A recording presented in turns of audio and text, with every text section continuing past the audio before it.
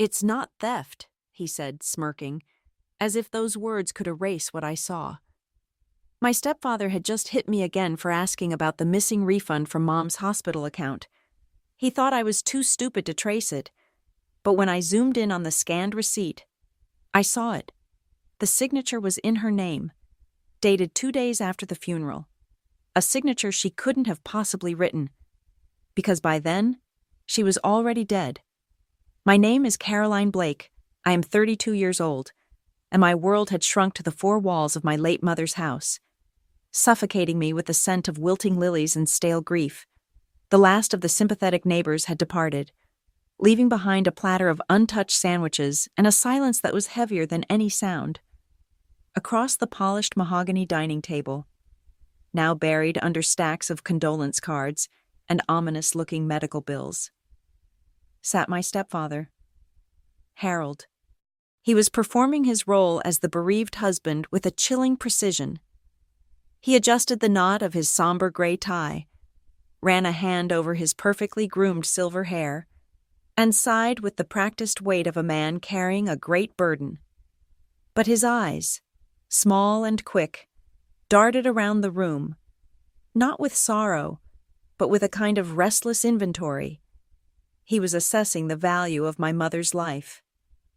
Now that she was no longer here to live it, I work in the finance department of a major pharmaceutical company. I know numbers, and I know the look of a man calculating his net gain.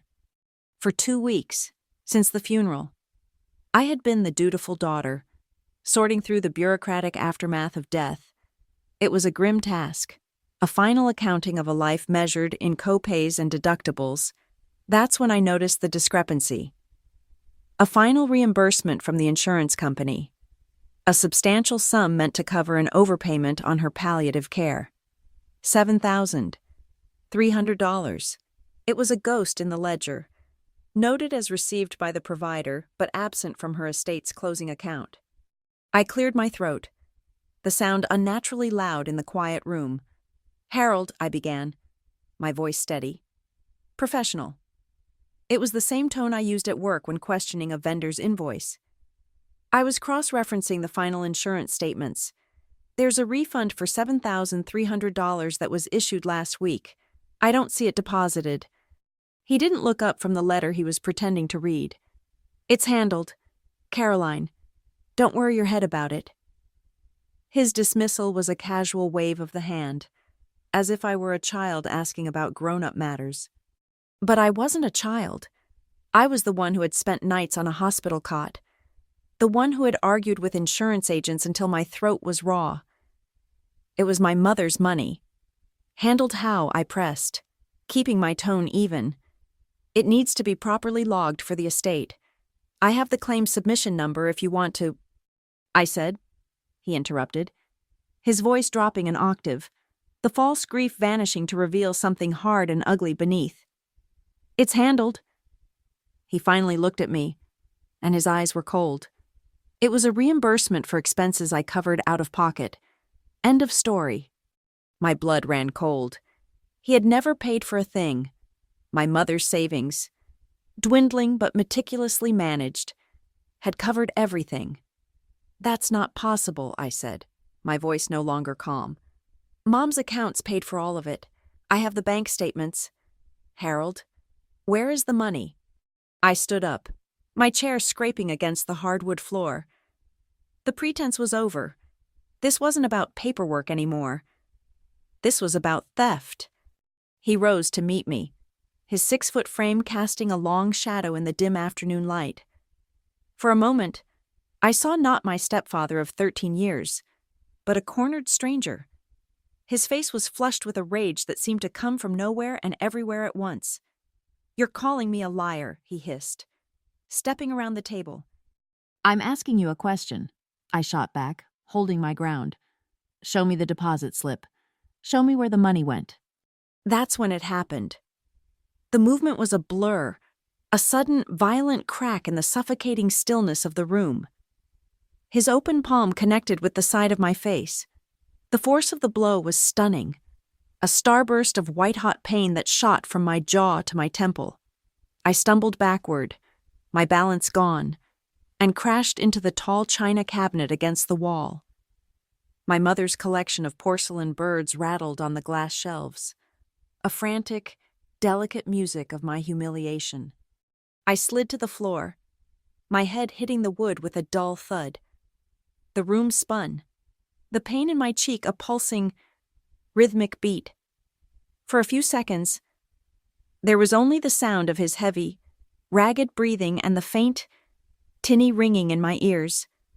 He stood over me, his chest heaving, his fists clenched at his sides. The mask was gone completely now, leaving only the face of a petty, violent man. "It's not theft," he spat, his voice a low growl of contempt. "It's reimbursement." He thought the words were an absolution, a justification that closed the argument. But as I pushed myself up, my hand coming away from my mouth wet and sticky with blood, I knew they were a confession. I caught my reflection in the beveled glass of the cabinet door. A thin trickle of red seeped from the corner of my split lip. My eyes, wide and dazed, stared back at me. In that reflection, I saw him move. He walked over to the antique writing desk in the corner, pulled open a drawer, and quickly stuffed a thick white business envelope inside before slamming it shut. It was a furtive, guilty movement, and it burned itself into my memory. I didn't say another word. There was nothing left to say. The violence had drawn a line that could never be uncrossed. I gathered my purse and my coat in a daze. The metallic taste of blood filling my mouth, I walked out of the house that was no longer my mother's home, and I didn't look back. The drive back to my small, sterile apartment in the city was a blur. The pain in my face had subsided into a dull, throbbing ache, a physical reminder of the deeper wound that had just been torn open. Inside my quiet apartment, I dropped my keys on the counter and went straight to the freezer. Pressing a bag of frozen peas against my swelling cheek, I sat at my small kitchen table, the silence of my own home a welcome relief. But my mind was racing. It wasn't just about the slap, it was about the lie, the audacity of it, the disrespect to my mother's memory. It was then that I remembered the email. A week ago, an automated notification from the insurance portal. Your claim has been processed and a receipt is available for download. At the time, I had barely glanced at it, archiving it in a folder labeled Mom's Estate. With a surge of cold purpose, I walked to my laptop. My fingers moving stiffly on the trackpad, I navigated to the archived folder and found the email. The subject line seemed to mock me. Action required. Please review your final statement. I clicked it open. There it was, a PDF attachment titled receipt_of_payment_7300.pdf. My heart began to hammer against my ribs as I downloaded the file. The document loaded. A sterile, corporate form filled with codes and jargon. I scanned past the policy numbers and service dates until my eyes landed on the bottom of the page. There was a section for recipient acknowledgement, and there, on the signature line, was a name written in a shaky, looping cursive, Helen Blake. My breath caught in my throat. It looked like her handwriting, at least how it had been in the final month's week. The letters trembling with effort. Harold must have forged it. But how could I prove it? A forgery could be debated, explained away as him assisting her. But I am a creature of details. My entire career is built on them. I moved the cursor and began to zoom in, magnifying the signature block pixel by pixel. The signature became larger, then the date next to it. It was neatly printed, just as a clerk would stamp it. And that's when I saw it. The detail that stopped my world. The date of signature, October 2nd, 2025. My mother had been pronounced dead on September 30th. The coroner signed the certificate at 11:47 p.m. We buried her 3 days ago. I stared at the screen, at the digital ink that condemned him. The forgery wasn't just imperfect, it was impossible. He hadn't just stolen her money, he had stolen her name, her very identity. reaching back from beyond the grave to make her sign off on his crime. A wave of nausea and a white-hot, clarifying rage washed over me. The grief I had been drowning in for weeks burned away, replaced by something harder, colder, and infinitely more dangerous. My hands were shaking, but not from fear or shock anymore. It was from the sudden, terrifying weight of the power I now held. This single, dated signature was the key. And it didn't just unlock the truth about a stolen $7,300. It was the key to a much larger, darker room. Because Harold Blake was not just the man who hit me and desecrated my mother's memory. He was Harold Blake, the vice president of finance at Sterling Pharma, the very company where Caroline Blake, worked as a senior financial analyst. He was my boss. And I had just found the proof that would not only end him, but would give me the vengeance I never knew I needed for my mother. And now, for myself. Harold Blake entered our lives on a wave of charm and expensive cologne. I was 19, home for the summer after my freshman year of college, still raw from my father's passing 2 years prior. My mother, Helen, was a ghost in her own home, fragile and lost. Then came Harold, a partner at her law firm, with his confident smile, stories of a world beyond our quiet suburban street, and a checkbook that seemed to have no bottom. He didn't just court my mother, he courted me. He listened to my rambling ambitions to work in finance, nodding seriously as if a 19-year-old's dreams were a sound investment strategy. He took us to restaurants where the menus didn't have prices and insisted my mother buy the ridiculously expensive coat she only admired in a shop window. When the time came for me to return to college, my tuition was due, my mother was stressing, trying to move funds from a retirement account. Harold overheard, looked aghast, and with a magnanimous wave of his hand, declared it unacceptable. The next day, he presented a check to the bursar's office for the full amount. "Think of it as a gift," he'd said, patting my arm. "A smart girl like you shouldn't be burdened by finances. Focus on your studies." My mother had wept with gratitude. How could we not see him as a savior? He married her 6 months later in a small, elegant ceremony. He was everything my quiet, academic father hadn't been bold, decisive and wealthy. He was a rock, my mother said, a man who could finally give her the security she deserved. I believed her. I wanted to believe her. That belief began to fray at the edges 3 years after I graduated and, at Harold's suggestion, took a position in the finance department at Sterling Pharma. "It's a foot in the door," he'd said. "Show them what you can do." I was grateful for the opportunity, eager to prove myself. It was there, in the sterile world of spreadsheets and ERP systems, that I began to see the other side of Harold Blake. It wasn't one single, damning discovery. It was an accumulation of small things, tiny clerical errors that a less meticulous eye would have missed. It started with the expense reports, duplicate submissions for the same business dinner, weeks apart, with slightly different attendees listed. When I flagged one, Harold's assistant would call, full of apologies. "Oh, Mr. Blake is just so swamped. He must have forgotten he already submitted that. My mistake." It happened again, and again. Then there were the invoices from consulting firms I'd never heard of. Companies with generic names like Strategic Solutions Group or Synergy Advisors. Their invoices were always for round, lump sum amounts, $10,000 for market analysis, $15,000 for operational efficiency review. They lacked the detailed breakdowns and signed work orders that were standard procedure. When I questioned them, Harold would approve them personally with a curt note, "Pre-approved, process immediately." I tried to bring it up to my mother once.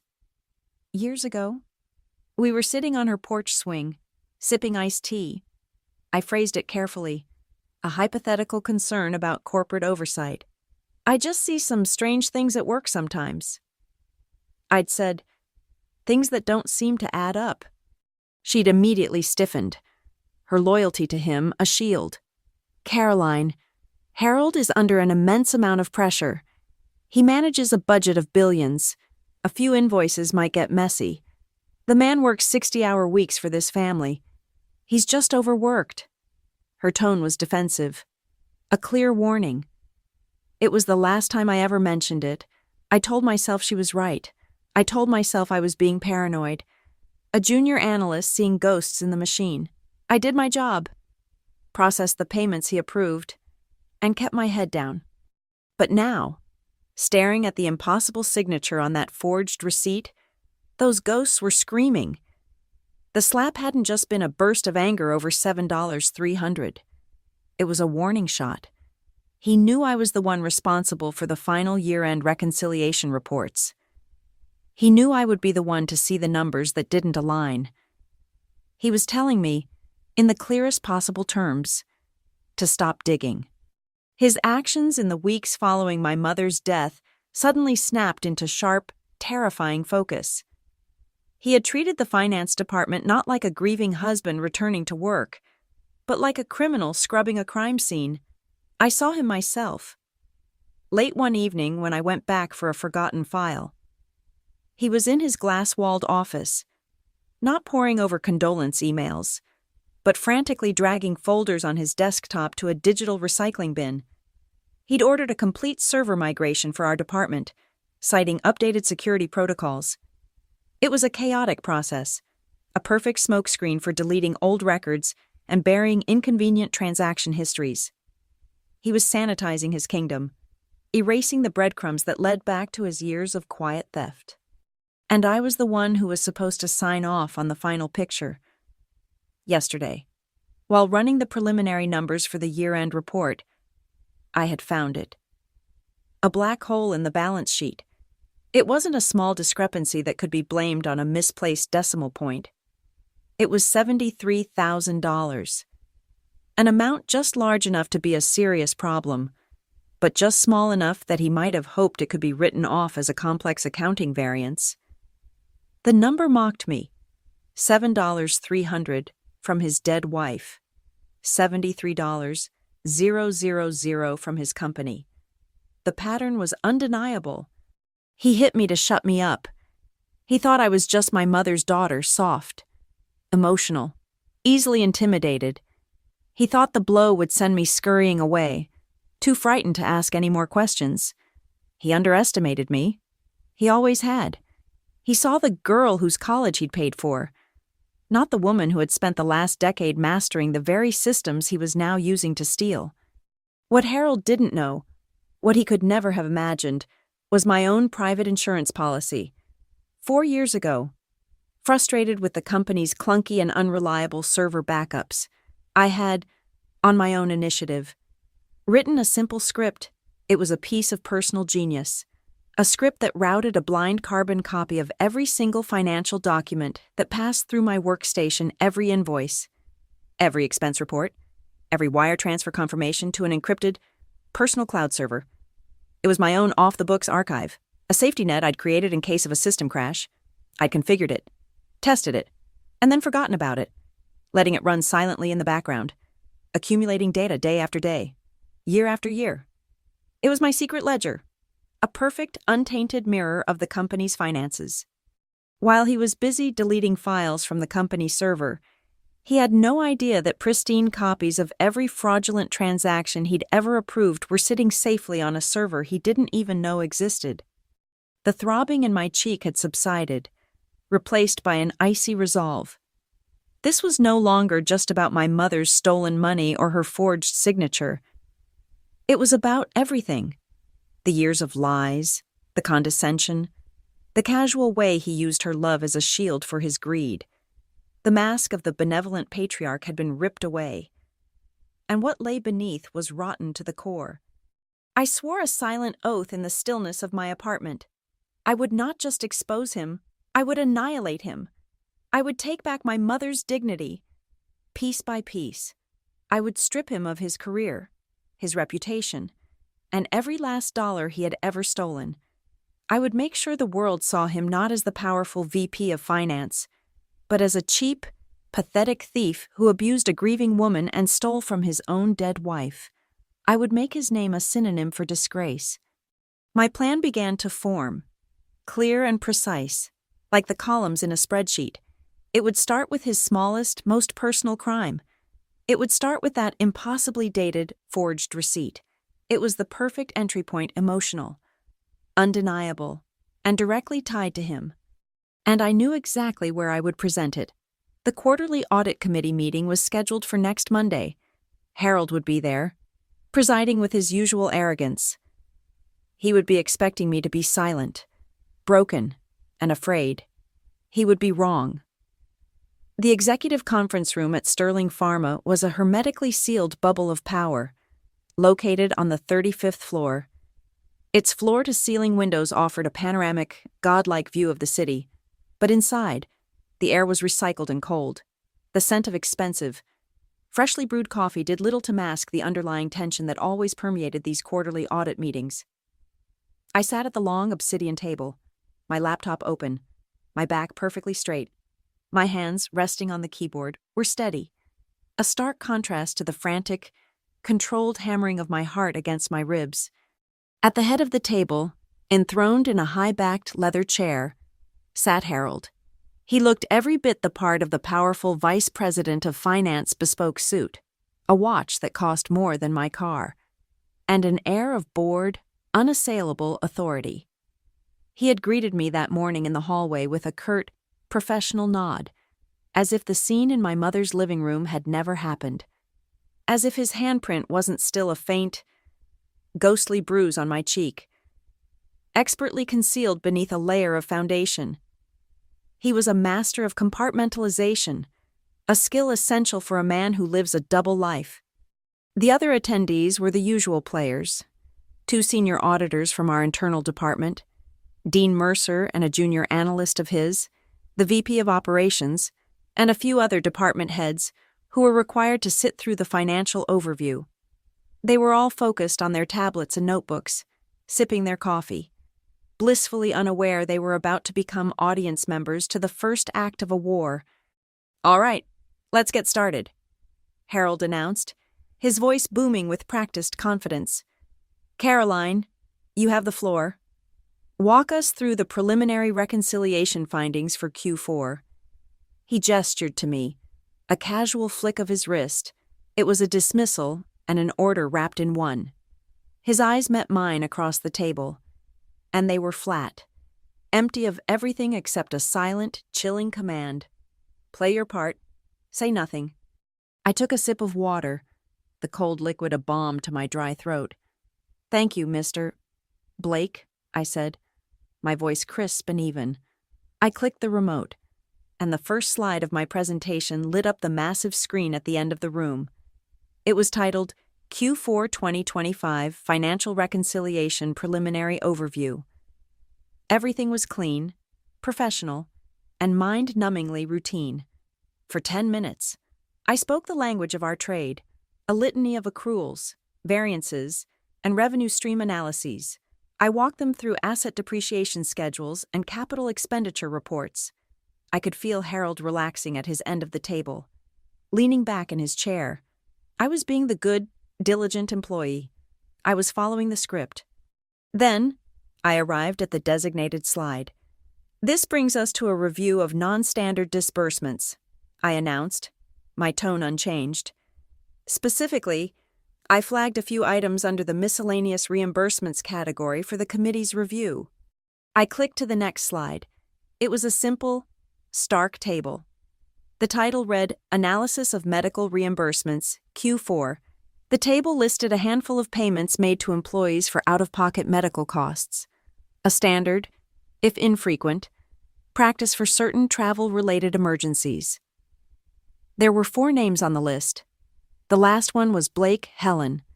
Beside it, the description, palliative care overpayment refund, and in the final column, the amount $7,300.00. A subtle shift occurred in the room's atmosphere. The quiet tapping of keyboards ceased. Dean Mercer, the lead auditor, a man whose face was permanently etched with an expression of weary skepticism, looked up from his notes, his brow furrowed, across the table. Harold went rigid. He wasn't leaning back anymore. He was sitting bolt upright, his hands flat on the table, his gaze locked onto mine, and the professional mask vanished, replaced by a flash of pure, undiluted fury. It was a look that said, "I warned you." He cleared his throat, his voice a low, dismissive drawl aimed at calming the room. "Thank you, Caroline. We can see that.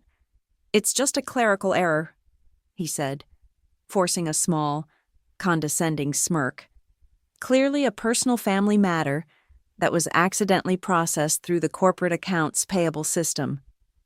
An unfortunate mistake. We'll have it corrected and rerouted immediately. He was trying to frame it as my incompetence, a rookie mistake in front of the leadership team. He was trying to humiliate me into silence. I held his gaze. The fear I thought I would feel was gone, burned away by a cold, steady flame. I let the silence hang in the air for a beat too long before I responded, my voice deliberately soft, forcing everyone to lean in to hear. "That's what I thought at first. To Mr. Blake."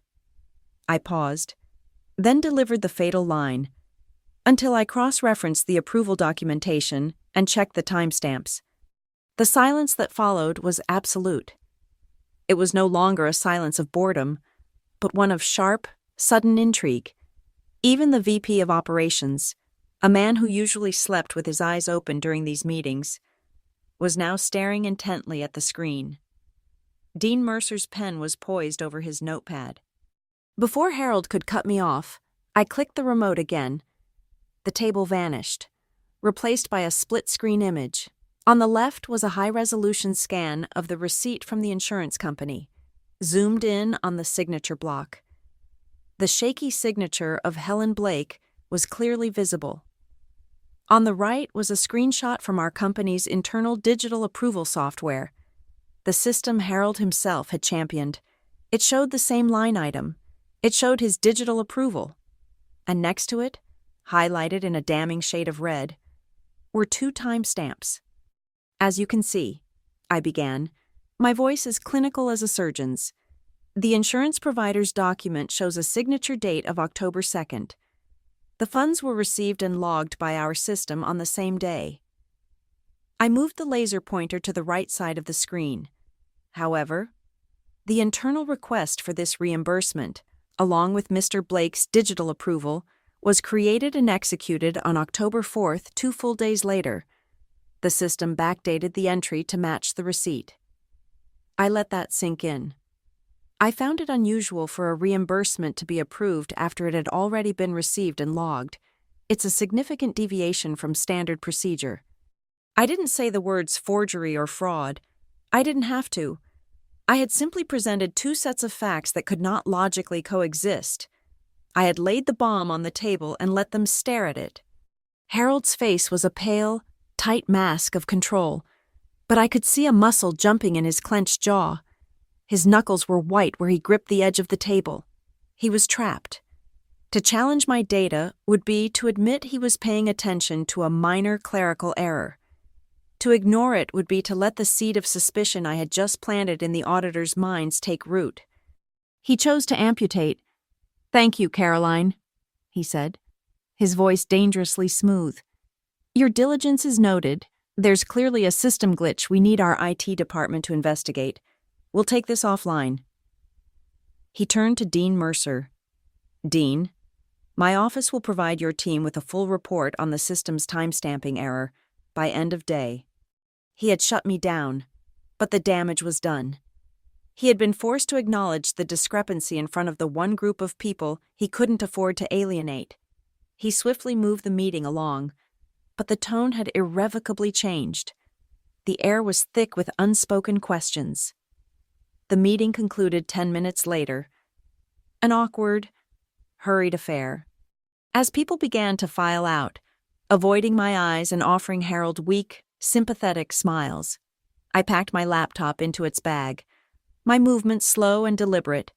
I was the last to leave, timing it perfectly. Just as I reached the door, Harold's voice, now a low, venomous whisper, came from right behind me. You have no idea what you're playing with, little girl. His breath was hot on my ear. The threat was naked, stripped of all corporate niceties. I felt a tremor of fear, a primal instinct to run, but I crushed it. I turned to face him, my expression calm, almost placid. I looked him directly in the eye. The man who had hit me. The man who had stolen from my mother. The man who thought he still had all the power. A small, cold smile touched my lips. "No, Harold," I said, my voice barely audible. "You don't?" Then I turned and walked away. The sound of my heels clicking on the marble floor, the only sound in the cavernous, silent hallway. The first move on the board had been made, and he was already losing. The meeting had cracked Harold's composure, but it hadn't broken him. The days that followed were a masterclass in corporate maneuvering. An email was circulated to the entire finance division from Harold's office, announcing a full diagnostic review of the ERP system's timestamping and data integration protocols, effectively creating a legitimate, company-sanctioned explanation for the glitch I had exposed. He was building his fortress, brick by official-sounding brick. He was a cornered animal, and that made him more dangerous than ever. I felt his eyes on me in the office, a heavy, constant pressure. We exchanged pleasantries by the coffee machine that were so brittle they might shatter. He was watching me, waiting for me to make a mistake. He thought the game was over. He didn't know I was just starting to play. My small apartment became my war room. The nights were mine, fueled by coffee and a cold, burning rage. I dove into the company's enterprise resource planning system, not as an analyst, but as a hunter. The forged receipt was the key, the anomaly that told me there was a systemic weakness to exploit. Harold was arrogant, but he was also lazy. Criminals, especially white-collar ones, love patterns. They create systems for their theft because it's efficient, and they believe no one is smart enough to see them. I was counting on that arrogance. I began by querying every transaction Harold had personally approved over the past 5 years. The data flooded my screen, thousands of line items, a digital mountain of noise. But I had a starting point. I filtered for payments to external consultants and third-party advisory firms, the same category as those old, suspicious invoices I'd noticed years ago. I was looking for the same telltale signs, round numbers, vague service descriptions, and a lack of supporting documentation. It took me 2 full nights.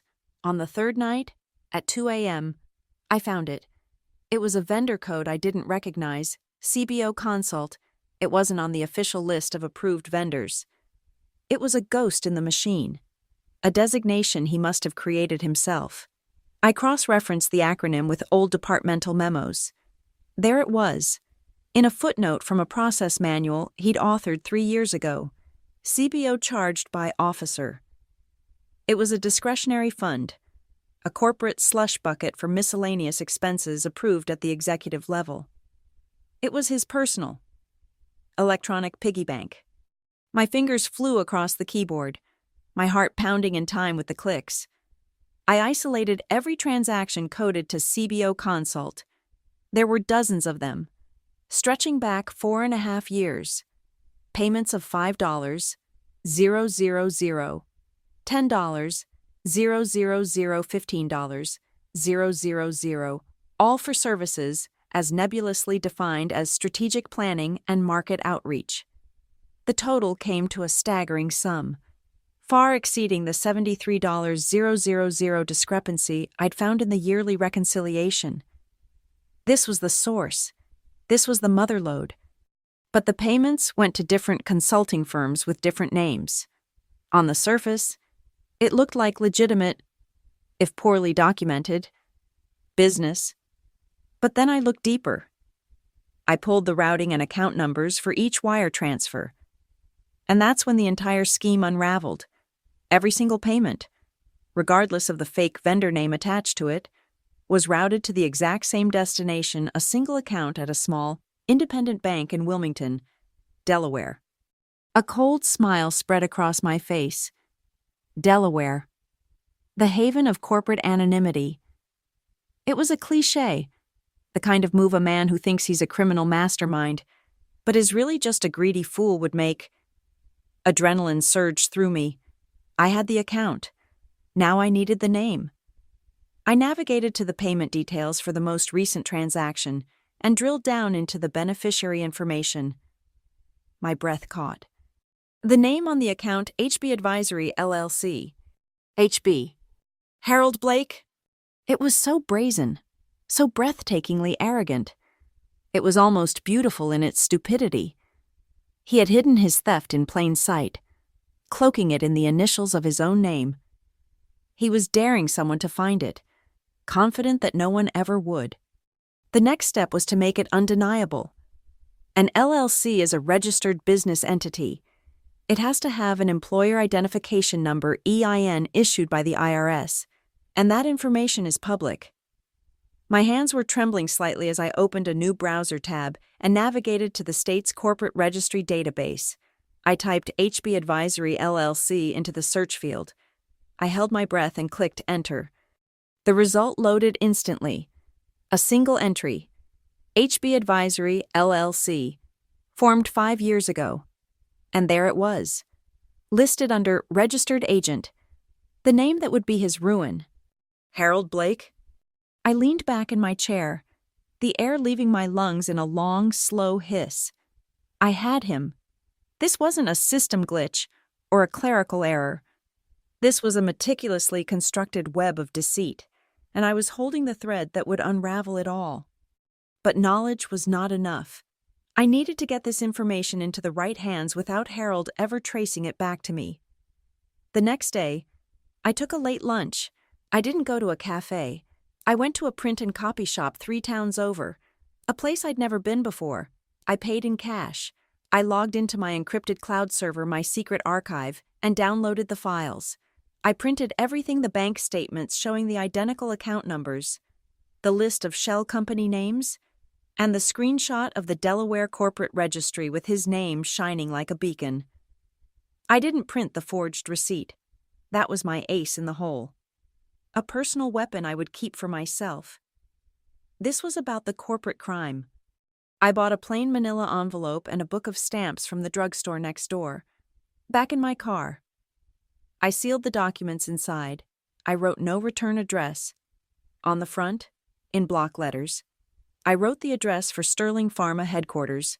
For the recipient, I put ATTN Dean Mercer, head of internal audit, personal and confidential. I drove to a post office even farther away and dropped the envelope into the blue collection box. As it fell, I felt a sense of finality. I had fired the missile. Now I had to wait for the explosion. The next 3 days at work were the longest of my life. I lived in a state of heightened paranoia, performing my duties with a detached, robotic calm. I felt Harold's gaze on me constantly, probing, searching for any sign of weakness or defiance. I gave him nothing. I was a gray rock, an unremarkable part of the office landscape. I answered his emails promptly. I nodded politely in meetings. Inside, my nerves were screaming. Did he get it? Would he know who it was from? Would he do anything? On the 3rd afternoon, it came. It wasn't a summons to HR or a termination notice. It was an email. It appeared in my inbox without a sender's name. The origin address a long, nonsensical string of characters from a Proton Mail account. The subject line contained a single word, inquiry. My heart leaped into my throat. I clicked it open. The message was 3 sentences long. We received your package. The information is compelling. Can we talk? There was no signature, just a time and a place, 8 p.m. tonight. The Blackwood Cafe, a small, quiet place a few blocks from the office. That evening, I chose a small table in the back corner of the cafe, a spot with a clear view of the door. At 8:02 p.m., Dean Mercer walked in. He looked different out of his corporate armor. He wore a simple tweed jacket and looked more like a tired college professor than a corporate inquisitor. He spotted me. his eyes showing no surprise, and made his way to my table. He sat down without a word, placing his worn leather briefcase on the empty chair beside him. He ordered a black coffee from the waitress. When she was gone, he leaned forward, his voice a low murmur that wouldn't carry past our table. "I had a feeling it was you," he said, his eyes scanning my face. "After that stunt you pulled in the audit meeting, you have guts." "I just report the numbers I see," I replied, my voice steady. He gave a short, humorless laugh. "Right. Well, the numbers in that envelope you sent paint a very interesting picture. A picture we've been trying to complete for over a year." My breath hitched. "A year?" "We've been watching him," Dean said, his voice dropping even lower. "We've known something was wrong. His departmental spending is consistently over budget. With variances he explains away with jargon and bluster.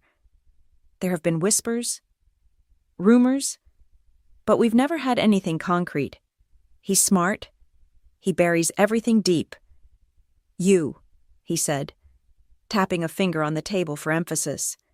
"You just gave us the proof. You gave us the bank account, the shell company, the name." A wave of relief so profound it almost made me dizzy washed over me. I wasn't screaming into the void. Someone else had seen the monster. "So," I asked, my voice barely a whisper, "what happens now?" Dean took a long sip of his coffee. He looked at me over the rim of the cup, his expression grim. "Now, you go back to work tomorrow and you do nothing. You say nothing. You haven't spoken to me. This conversation never happened. You are a diligent financial analyst who flagged a minor clerical error in a meeting once. That's it?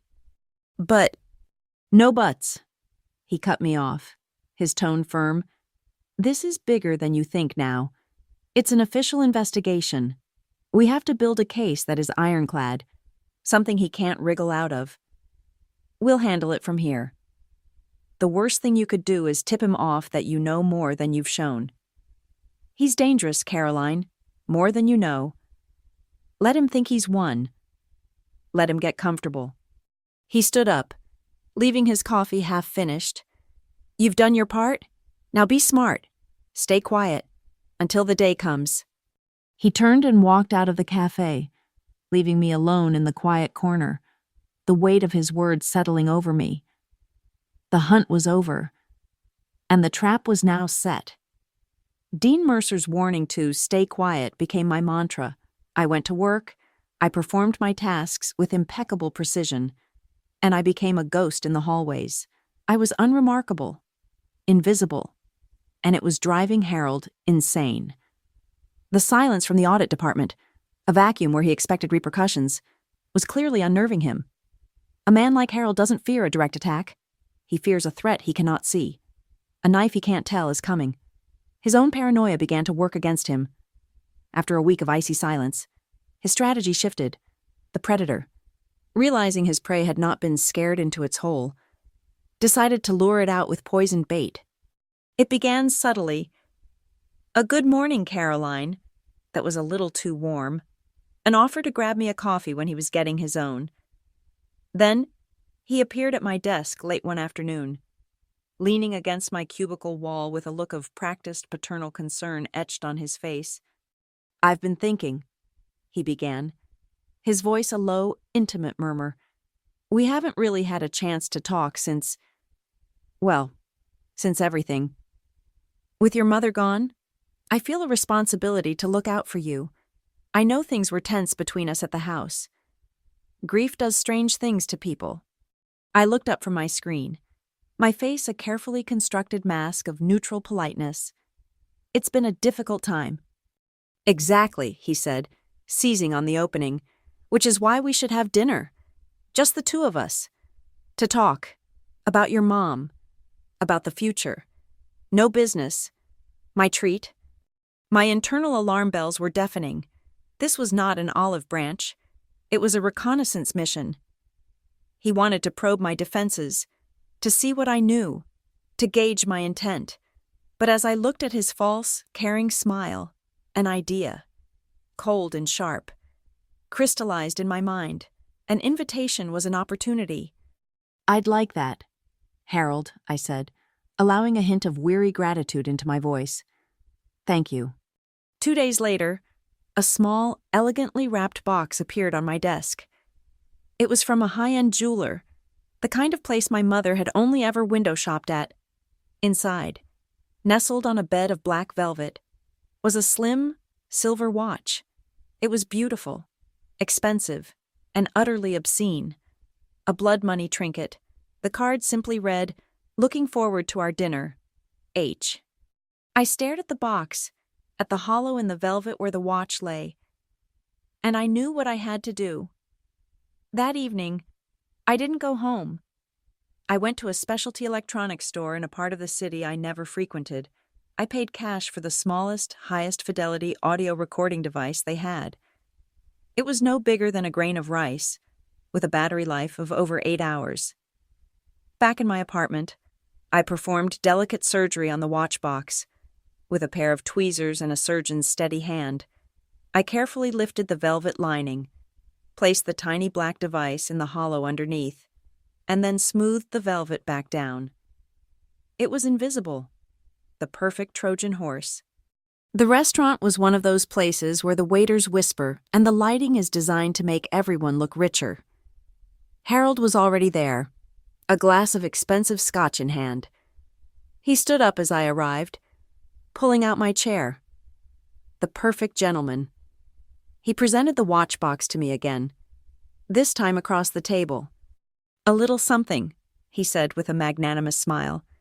"Your mother always said you deserved nice things."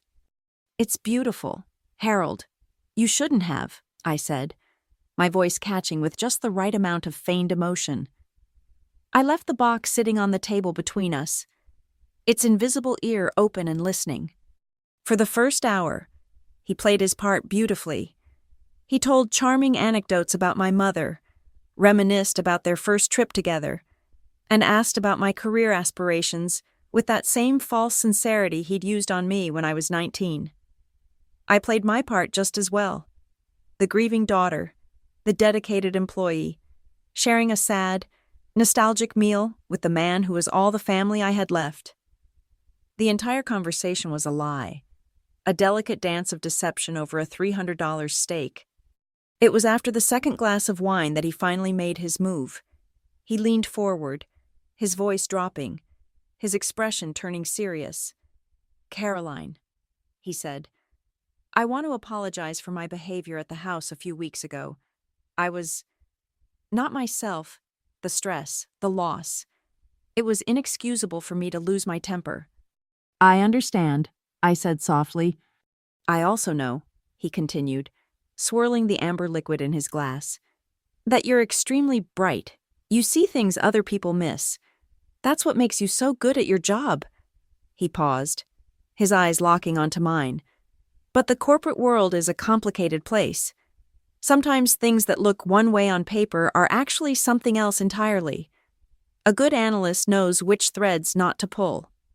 It was a warning, wrapped in the guise of fatherly advice. I simply nodded, taking a sip of my water. My silence seemed to unnerve him, and he pushed further. He set his glass down, the sound a sharp clink in the quiet restaurant. "Let me be frank," he said, his voice now a hard, low whisper. "You're family, and I will always protect you. But you need to trust my judgment on business matters. If anyone, and I mean anyone, auditors, regulators, anyone ever comes digging around our department, asking questions about things that don't make sense to them, they could misinterpret things. And if they do," he paused, leaning in so close I could smell the scotch on his breath, "I'll have no choice. I'll make it look like your error, a junior analyst getting in over her head. It would be a tragedy for your career. But the company has to be protected."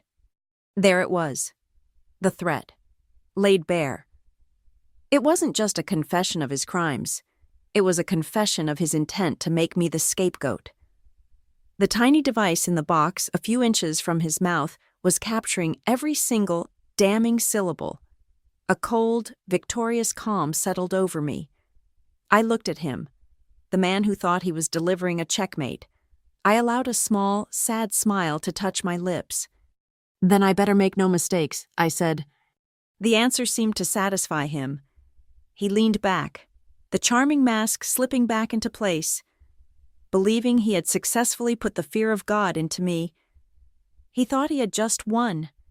That night, back in the sterile silence of my apartment, I retrieved the recorder.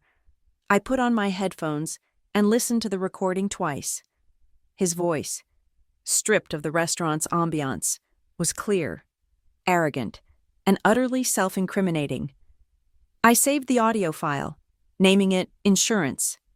Then I opened a new, secure email the same way I had contacted Dean before. I attached 2 files. The first was the audio file. Insurance? MP3? The second was the high-resolution image of my mother's forged signature from the insurance receipt. The audio file was the logical proof of his criminal intent. The picture of the signature was the emotional punctuation. It showed not just what he did, but who he was. The body of the email contained only one sentence. "Here is the rest of the proof you need." Dean's reply came within the hour. It was equally brief. "We have everything. Full-scale fiscal review is on the books.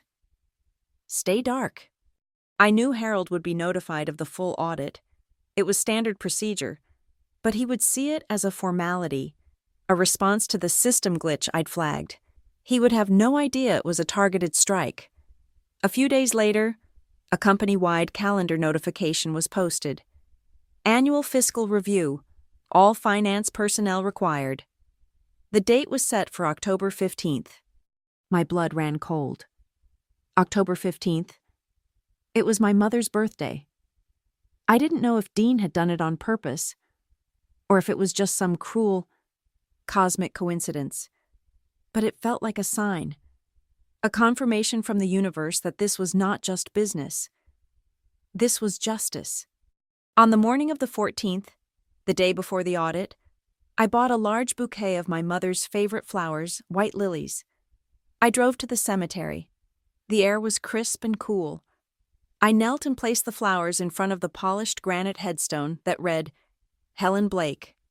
I traced the letters of her name with my fingertips. "Hi, Mom," I whispered, the words catching in my throat. "I miss you." I stayed there for a long time, the silence broken only by the rustling of the autumn leaves. "He thought he could erase you," I said finally, my voice low and steady. "He thought he could just take everything you were and everything you had. He was wrong." I looked at the cold stone, imagining she could hear me. "Tomorrow is your birthday, and tomorrow, everyone will know what he is. He'll join you soon. Mom, not in peace, but in disgrace." That night, I prepared my final move. It was no longer about spreadsheets or bank records. It was about bearing witness. I logged into my workstation from home, my fingers moving with a familiar, practiced ease. Years ago, while troubleshooting a network issue, I had discovered a back door in the IT security protocols for the internal CCTV system.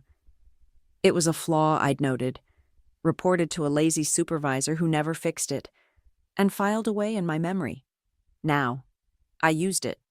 I bypassed the firewalls, navigated the network architecture, and with a final command line entry, a small window popped up on my screen.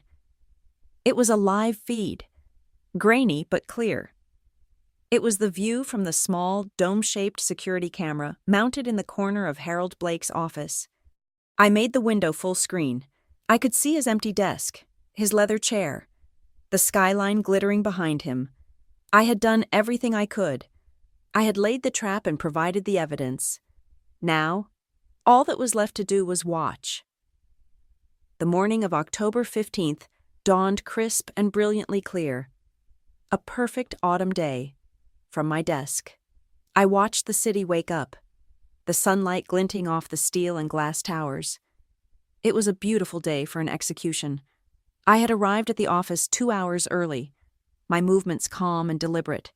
I wore a simple, severe charcoal gray dress, my hair pulled back in a tight, professional knot. There was no room for emotion in my appearance. I was an instrument of justice. Nothing more. At 8:45 a.m., I received a one-line instant message from Dean Mercer. "We are in place. Join us." I walked to the executive suite, my heels making no sound on the thick, plush carpet. Harold's office was connected to a small, private conference room. It was there they were waiting. Dean sat at the head of the small table, looking as grim and impassive as a hanging judge. Beside him were 2 other senior members of the internal audit team and, to my surprise, the company's general counsel, a severe-looking woman named Elizabeth Vance. A leather portfolio sat closed in front of each of them. 2 uniformed security guards, men I recognized from the lobby, stood discreetly by the door.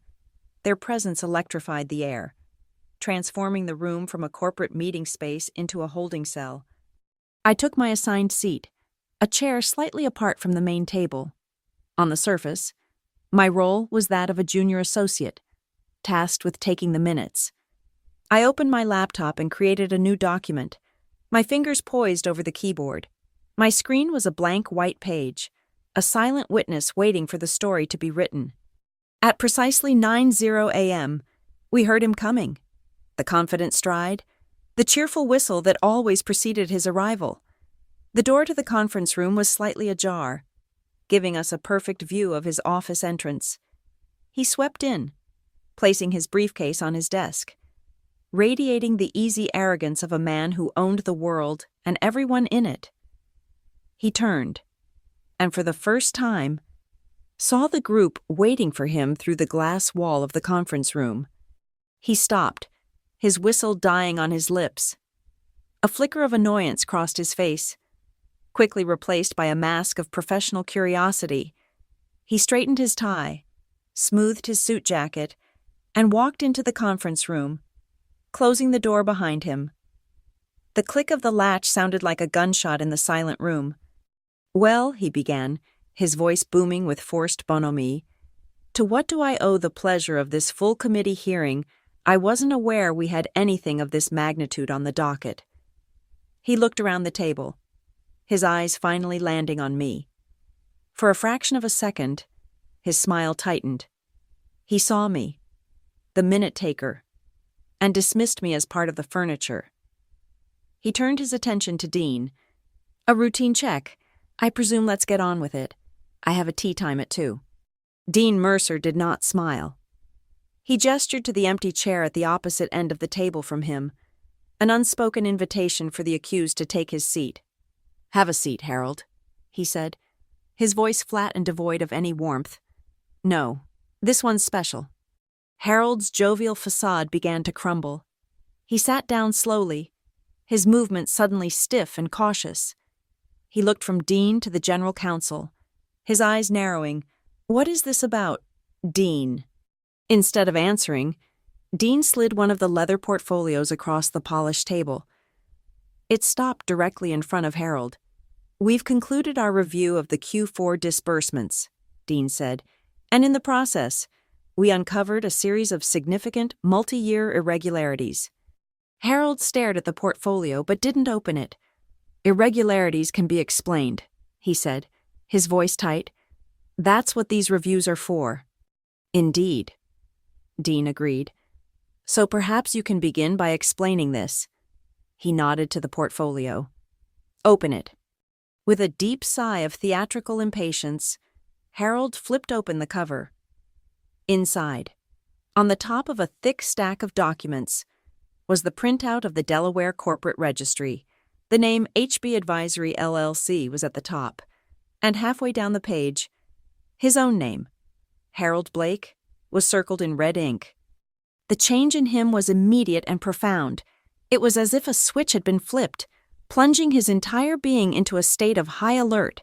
The blood drained from his face, leaving behind a pasty, gray pallor. A tiny bead of sweat bloomed on his temple.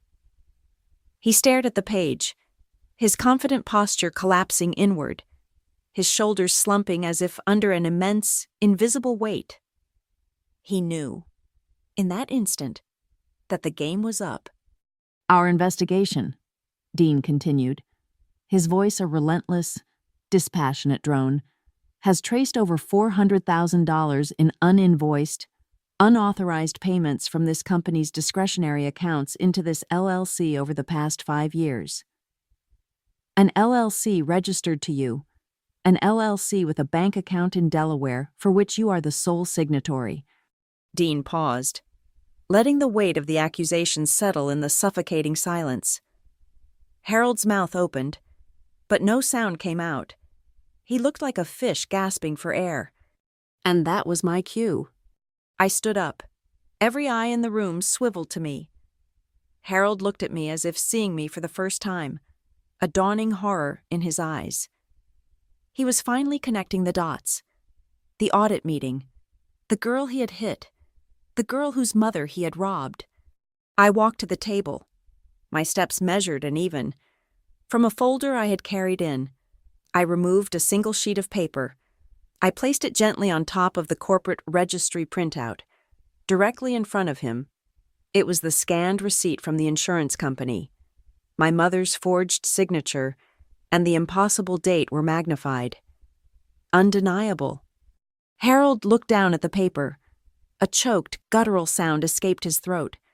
He finally found his voice, and it was a raw, ragged shriek of desperation. "This has nothing to do with this. This is a personal family matter," he yelled, jabbing a trembling finger at the receipt. "You can't bring this in here. This is personal." He was looking at me, but his appeal was to the room, to the rules of a game he no longer controlled. He was trying to build a wall between his two worlds, to keep his corporate crimes separate from his personal ones. Dean Mercer leaned forward, his face a granite mask. "So was the theft," he said, his voice quiet, but carrying the force of a physical blow. That was what broke him, the quiet, simple statement that connected it all. The facade of the powerful executive shattered, revealing the desperate, pathetic thief beneath. With a roar of pure animal rage, he lunged across the table, his hands reaching for the papers, his only thought to destroy the evidence, to make it disappear. He never made it. The two security guards moved with swift, practiced efficiency. One grabbed him by the shoulders, the other by the arms, and they hauled him backward. His expensive chair screeched and toppled over with a crash. He struggled against their grip, his face contorted in a mask of fury and terror, his perfectly tailored suit now twisted and rumpled. He was a wild animal caught in a trap. Through it all, I hadn't moved. I stood by the table, my hands clasped behind my back. I hadn't flinched. I hadn't even blinked. I watched him struggle. This man who had held so much power over my mother and me. I watched him be reduced to a sputtering, helpless child. He finally stopped fighting, his chest heaving, his wild eyes finally meeting mine. In them, I saw hatred, and I saw fear. I looked him directly in the eye, my voice as cold and clear as the autumn air outside the window. "It's not theft, right?" I asked, letting the question hang in the air between us. "Just reimbursement." He said nothing. He simply stared, his mouth agape. The fight went out of him, replaced by a profound, soul-crushing defeat. The sweat that had started on his temple was now streaming down his face, dripping from his chin onto the collar of his pristine white shirt. The room was silent, save for the sound of his ragged, broken breathing. The trap hadn't just sprung, it had devoured him whole. The aftermath was a vacuum of surreal silence. After Harold was led away, a man stripped of his dignity and his bespoke suit jacket, the general counsel, Elizabeth Vance, took control of the room. Her expression was unreadable, her voice a low, steady command. The meeting was over. All documents were now considered evidence in an internal and, likely, external investigation. No one was to speak of what they had seen to anyone. We were dismissed, I was told to go home and await further instructions. I walked out of the corporate tower into the bright, indifferent sunlight of the afternoon. The city hummed with its usual energy, entirely unaware of the life that had just been professionally executed on the 35th floor. The silence from the company was absolute for the rest of the day. My phone, however, was not. It started with a few tentative instant messages from colleagues. Heard there was a big blow-up on the exec floor, which I ignored. I turned it on silent and disconnected. I needed to be alone with the echo of my victory. The explosion came, as they always do now. In the dead of night, I was woken at 2 a.m. by a persistent, buzzing vibration on my nightstand. It was a text from a friend who worked at a rival firm. OMG. Caroline, is this your Harold Blake? Below the text was a link to a video on social media. My heart began a slow, heavy drumbeat. I clicked it. The footage was shaky, clearly shot on a smartphone by someone trying not to be seen. The camera peered from behind a potted plant in the executive reception area. It captured the elevator doors opening and Harold being marched out by the 2 security guards. His tie was gone, his top button was undone, and his face was a ghastly mask of gray shock and humiliation. He wasn't struggling anymore. He was a puppet, his strings held by the grim-faced men on either side of him. The short, 10-second clip followed him as they steered him past the reception desk and toward the service exit, his confident stride replaced by a defeated shuffle. The video had no sound, but it didn't need any. It was a perfect, silent tableau of a powerful man's complete and utter ruin. The caption above the video, posted by an anonymous financial gossip account, was brutally efficient. Sterling Pharma CFO Harold Blake, escorted from building this morning amid rumors of major insurance and vendor fraud. It had been online for less than an hour and already had 50,000 views. It was spreading like a digital plague. I fell down the rabbit hole, my thumbs scrolling endlessly. The clip was everywhere, retweeted by journalists, embedded in finance blogs, and dissected on anonymous corporate forums. The comments section was a river of digital schadenfreude, a mob reveling in the fall of a king. Another one bites the dust. These guys are all crooks. My buddy at SP said this guy was a tyrant. Good riddance. LOL. That's the face of a man whose offshore accounts just got frozen. I read them with a kind of detached, clinical interest, the same way I would read a financial report. These were just data points, confirmations of my success. Then I saw it. A comment buried deep in a long thread, written by a user with an anonymous avatar. A source told me the whole thing started over a forged insurance check for his dead wife. When his stepdaughter, who works there, called him on it, he told her it's not theft, it's reimbursement.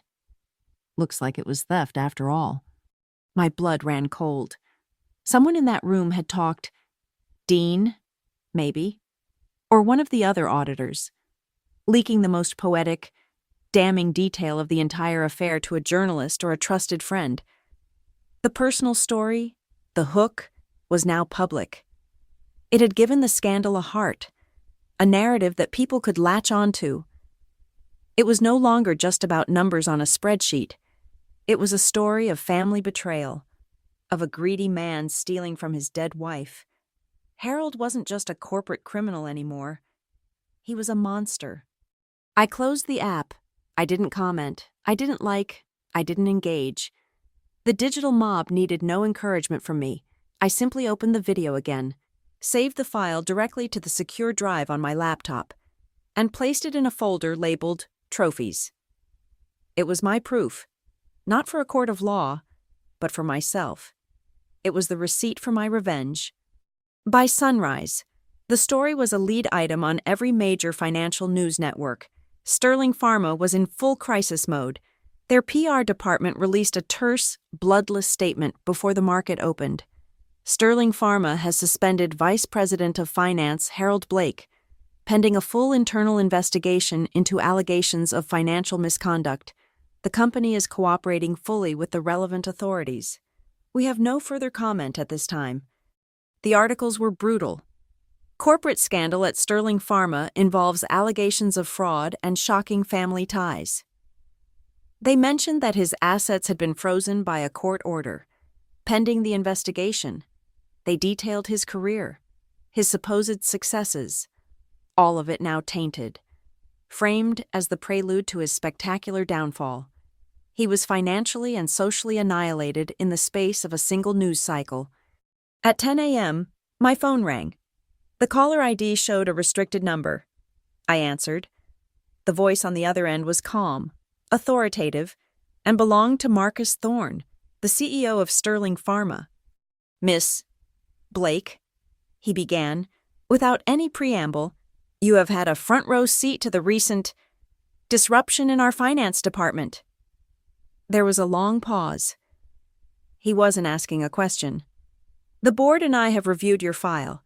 Your performance has been exemplary. Your attention to detail is, according to your superiors, second to none." He was speaking in code. He would never acknowledge my role as the whistleblower, the catalyst. But the message was clear. They knew. "In light of Mr. Blake's suspension," he continued, "there is a leadership vacuum. We need stability. We need continuity. Most of all, we need integrity. The board has unanimously approved a motion to appoint you as the acting chief financial officer, effective immediately." I stood in the middle of my small living room, the morning light streaming through the windows, and listened to the words, acting CFO, the position Harold had held, the office on the 35th floor, the power, the responsibility. It was a dizzying, terrifying, and deeply satisfying proposition. I accept, I said, my voice betraying no emotion. "Good," Thorne replied.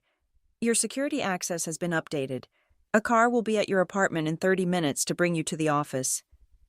We have a lot of work to do to manage this situation." He hung up. The rest of the day was a surreal blur of meetings, legal briefings, and reassuring frantic investors over the phone. I was moved from my small cubicle to Harold's sprawling corner office. His personal effects had already been removed, packed into a sad little cardboard box that sat by the door, waiting to be shipped to whatever address he now called home. The office was a sterile, impersonal space, but it was now mine. It wasn't until late that evening, when the building had emptied and a profound quiet had settled over the executive floor, that the reality of it all finally hit me. I was standing in the private executive washroom, splashing cold water on my face. I looked up, and my reflection stared back at me from the large, brightly lit mirror. I looked tired, my eyes shadowed with exhaustion, but I also looked different, stronger. As I stared at my own face, my features seemed to shift, to soften. I saw the curve of my mother's jawline in my own. I saw her clear, determined eyes staring back at me. It wasn't a ghost, not a hallucination, but a sudden, overwhelming feeling of her presence, a connection to the woman whose memory I had just spent months avenging. It was as if she was standing right behind me, a proud, sad smile on her face, her hand on my shoulder. A single thought, a quiet, final whisper, echoed in the silence of my mind. It was her voice, but it came from within me. "You finished it." 2 weeks passed. They were 2 weeks of organized chaos, of me living in a surreal whirlwind of 16-hour workdays. I was the acting CFO, the public face of Sterling Pharma's new era of integrity and transparency. I dissected the company's financials with a team of forensic accountants Dean had hired. Uncovering the full extent of Harold's rot, I spoke to lawyers, to the board, to the press. I was Caroline Blake, the calm, competent executive steering the ship through the storm. I was a stranger to myself, a role I was playing with terrifying proficiency. I didn't have time to feel, only to act. The request, when it came, felt like a message from another lifetime. It was delivered not by a text or an email, but by a formal summons from Elizabeth Vance, the general counsel. I met her in a sterile, temporary office that had been set up as a command center for the legal team. "Harold's lawyers have reached out," she said, without looking up from the document she was reading. "He's entered into plea negotiations with the U.S. Attorney's Office. He's willing to plead guilty to multiple counts of wire fraud and embezzlement, contingent on a reduced sentence." "Good," I said. "That saves the company a protracted and public trial." "There's a condition," she continued, finally meeting my gaze.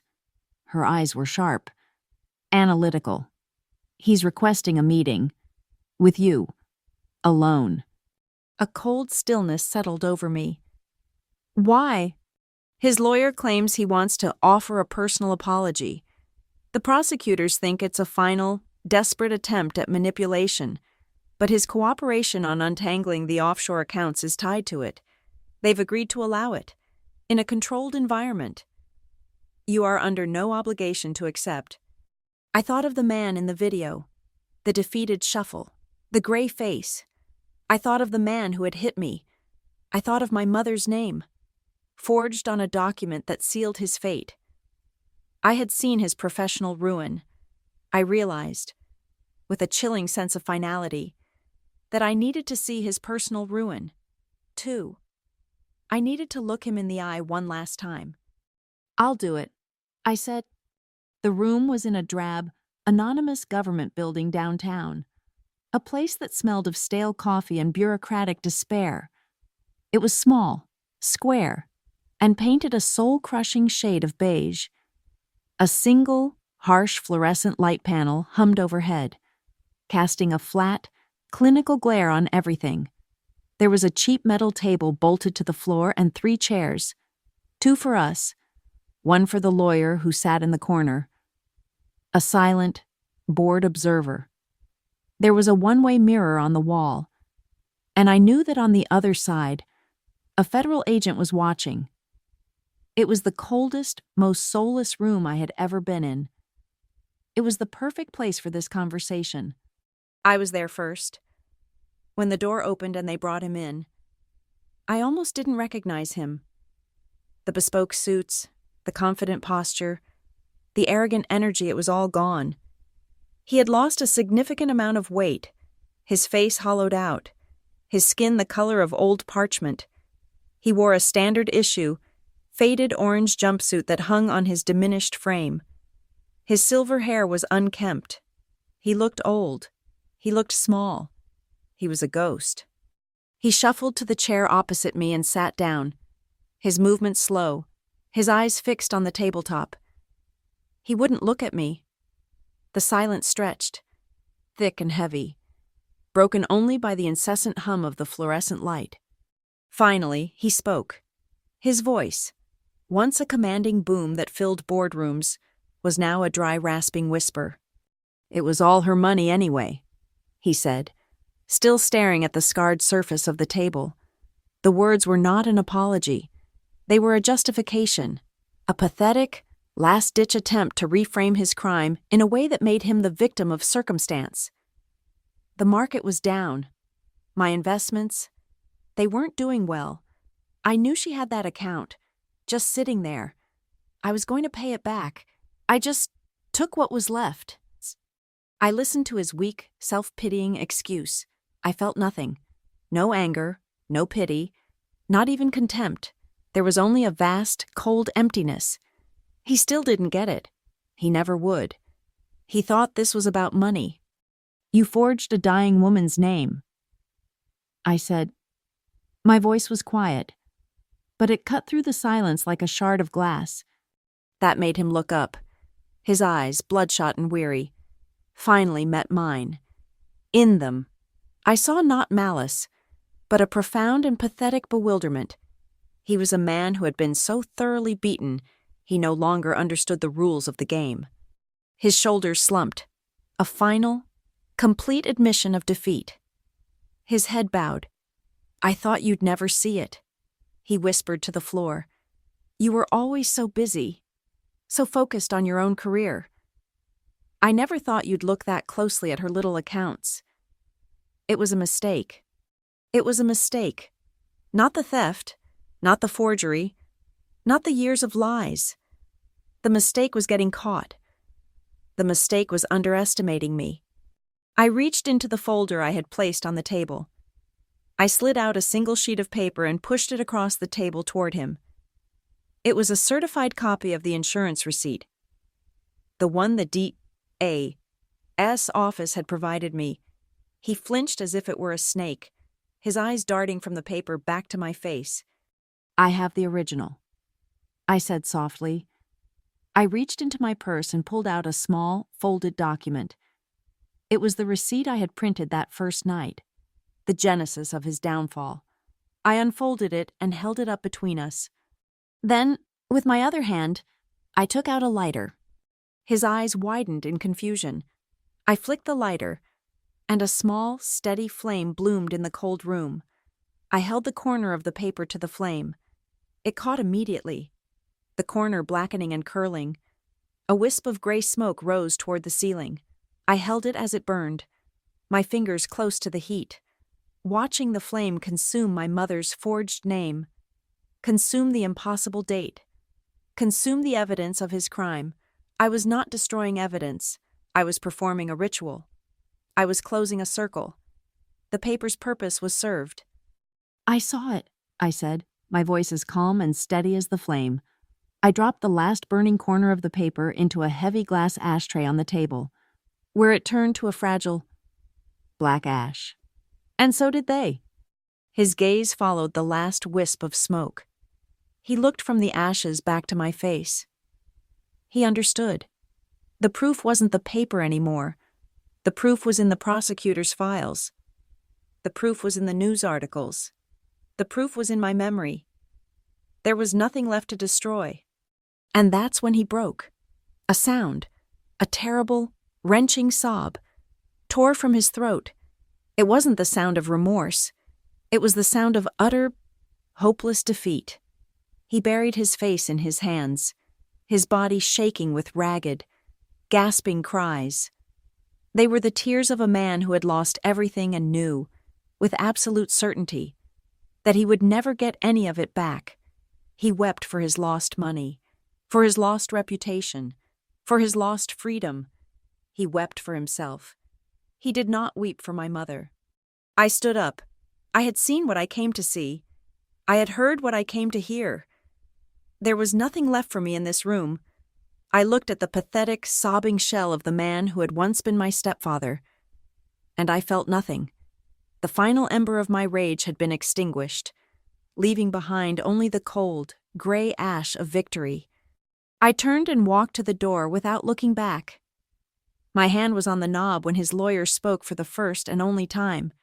His voice bored. The interview is concluded.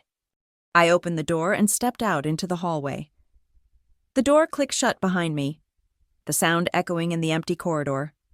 As I walked away, I heard two more sounds from within the room, the scraping of a chair, and the sharp, metallic ratcheting click of handcuffs being locked into place. The wheels of justice and corporate damage control grind slowly, but they grind exceedingly fine. In the month following Harold's tearful confession, the legal machinery did its work. He pleaded guilty. The news was a one-day story, a final, pathetic footnote to a scandal that had already been dissected and largely forgotten by the public. But for Sterling Pharma, the work was just beginning. The stock price had stabilized, but our reputation was still in intensive care. The board decided that the final step in the healing process had to be a public declaration of a new era. They needed a press conference, and they needed me at the podium. The PR team prepped me for days. They gave me binders full of carefully vetted talking points, phrases polished to a frictionless sheen, robust new oversight, unwavering commitment to ethical standards. Moving forward together. They coached me to be humble, conciliatory, and above all, reassuring. I listened to them patiently, nodded in all the right places, and quietly prepared my own script. They wanted to close a chapter. I intended to slam the book shut so hard it would never be opened again. The press conference was held in the company's largest auditorium, a space usually reserved for shareholder meetings. It was packed.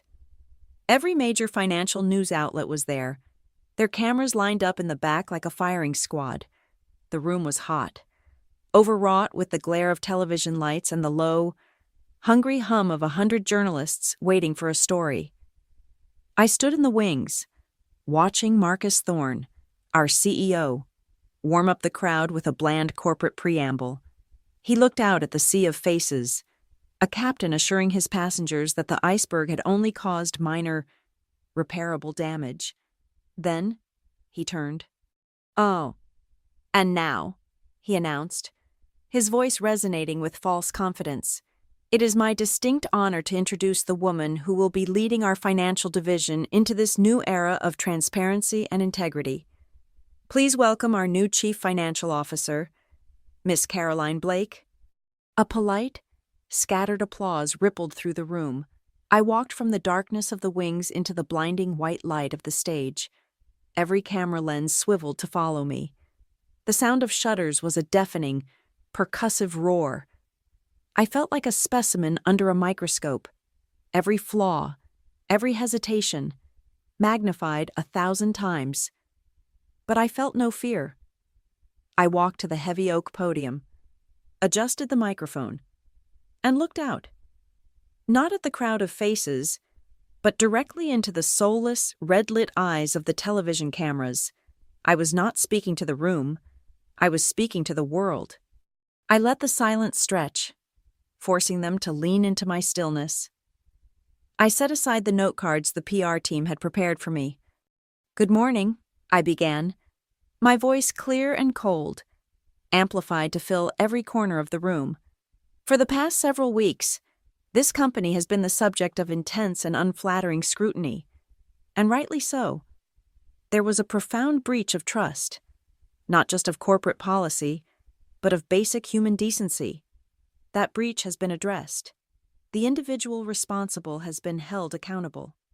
I paused, letting the finality of that statement sink in. But accountability is not enough.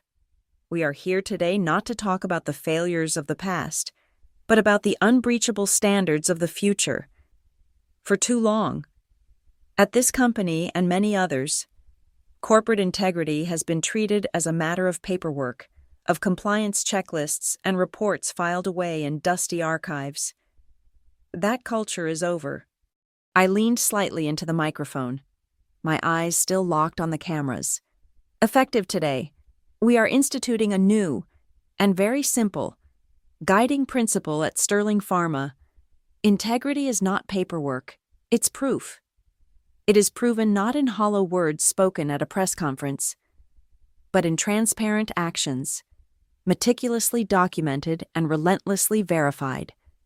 We have acted, and we will continue to act, without hesitation, to protect the interests of our shareholders and the trust of the public.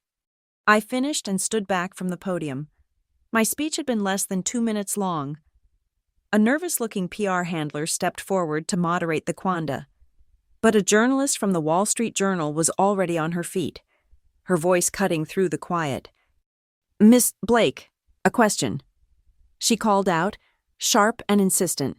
"Multiple sources close to the investigation have indicated that you were instrumental in uncovering Meister Blake's fraud. Can you confirm or deny that you were the whistleblower who provided the key evidence to the audit committee?" The handler tried to intervene. "We're not taking questions about the specifics of the investigation," but I held up a hand to silence him. I looked at the journalist. This was the first test. "My former title was Senior Financial Analyst," I said, my voice even. "My current title is Chief Financial Officer. The duties of both roles at their core are the same: to protect the financial integrity of this company and to report the truth as revealed by the numbers." I did my job. It was a confirmation disguised as a statement of fact. A ripple of furious typing spread through the room. Another hand shot up. This one from a reporter I recognized from a cable news channel known more for its sensationalism than its subtlety. "Miss Blake," he began, his tone oozing with manufactured sympathy, The man at the center of this scandal, Harold Blake, he wasn't just your boss. He was your stepfather. He was, for all intents and purposes, family. This must have been an incredibly painful and difficult ordeal for you on a personal level. The room went quiet. This was the question they all wanted to ask. The human interest angle. The juicy, emotional core of the corporate drama. They were waiting for me to crack, to show a flicker of the pain they assumed I must feel. I let the silence hang for a long, heavy moment. I scanned the faces, then let my gaze fall on the reporter who had asked the question. My expression was a blank wall. Not anymore. I said, 2 words. The effect was more powerful than a punch. An audible gasp went through the auditorium. The furious clicking of camera shutters stopped cold. For a full 5 seconds, there was absolute, stunned silence. The reporters just stared, their pens poised, their mouths slightly agape. I had not just answered their question, I had executed a memory. I had publicly, legally, and emotionally severed the final thread. Marcus Thorne, seeing his opportunity, quickly stepped to the podium. "Thank you, Miss Blake. That's all the time we have for—" But I wasn't finished. This was the final piece of theater, the part I had arranged with Elizabeth Vance. On cue, she walked onto the stage from the opposite wing, her expression as severe as ever. She carried a single, leather-bound folder. She placed it on the podium in front of me and opened it. Inside was a single, multi-page document and a heavy, expensive fountain pen. The cameras, sensing a final, crucial moment, zoomed in. I could feel their lenses on my hands. Elizabeth tapped a finger on the signature line. The document was titled, "Final Notice of Termination and Forfeiture of Assets."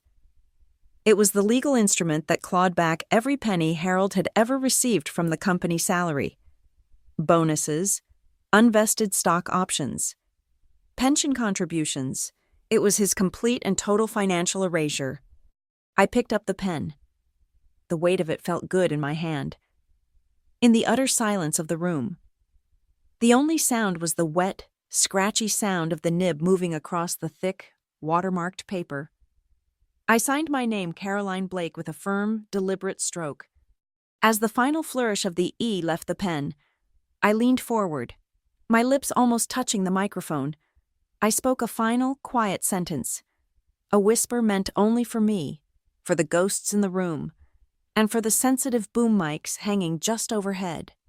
"This is for her." I capped the pen, placed it decisively on the document, and stood up straight.